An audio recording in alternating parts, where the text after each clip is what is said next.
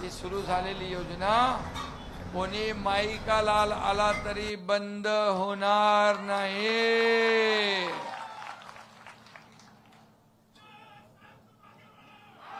फक्त तुम्हाला 1500 रुपयावर ठेवणार नाही।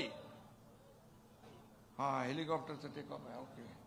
1500 रुपयावर ठेवणार नाही, तुम्हाला बचत गटाच्या माध्यमातून अजून ताकद देणार, स्वतःच्या पायावर उभं करणार, तुम्हाला गट तयार करून स्वयंरोजगार स्वतःचा व्यवसाय करायला मदत करणार।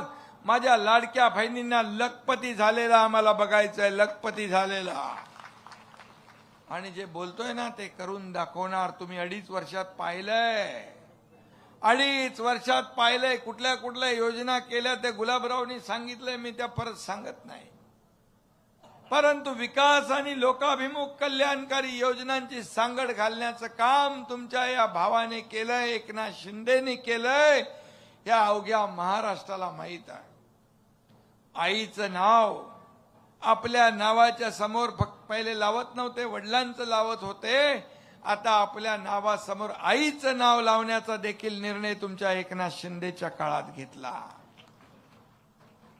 असे अनेक निर्णय आपण घेतले आणि म्हणून मी आपल्याला एवढंच सांगतो की आता बिलकुल मागे हटायचं नाही। आणि म्हणून जेव्हा मुख्यमंत्री झालो तेव्हा पहिल्यांदा ठरवलं माझ्या माता भगिनींसाठी काहीतरी केलं पाहिजे आणि तिथूनच लाडक्या बहीण योजनेचा जन्म झाला आणि लाडकी बहीण योजना सुरू झाली। लाडक्या भावांना देखील आम्ही देणार। लाडक्या भावांना पण जे काही योजना केली होती थांबली, आता ती योजना पण सुरू करणार। कारण MIDC पाहिजे, MIDC लोक बसले माझ्या लाडक्या बहिणी, लाडके भाऊ, ज्येष्ठ सगळे तिथपर्यंत, आणि ही विजयाची नांदी आहे। एवढ्या लोकांनी ठरवलं तर कोणी किती काही केलं तरी सुद्धा समोरच्यांचं सगळ्यांचं डिपॉझिट गुल झाल्याशिवाय राहणार, आणि ते काम तुम्हाला करायचं दे उभे राहू शकलेत। आणि म्हणून या ठिकाणी मी एवढंच सांगेन, मी किती सभा घेतल्या, या सर्व सभांमध्ये लाडक्या बहिणींची संख्या लक्षणीय दिसली, मला खूप जास्त दिसली।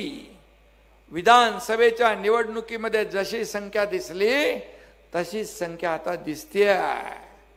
आणि म्हणून मी आपल्याला सांगतो की माझ्या आणि एकनाथ शिंदे यालाच मतदान करायचं, अशा प्रकारचा संकल्प सगळ्यांनी केला।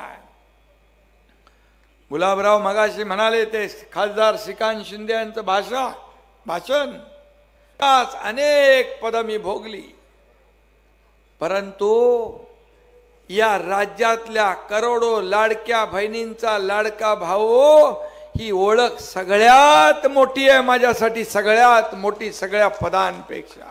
थांबणार नाही। या बचत गटाच्या माध्यमातून रोजगार, स्वयंरोजगार, छोटे मोठे व्यवसाय, उद्योग या माध्यमातून लाडक्या बहिणींना लखपती झालेला आम्हाला बघायचं आहे, लखपती झालेला।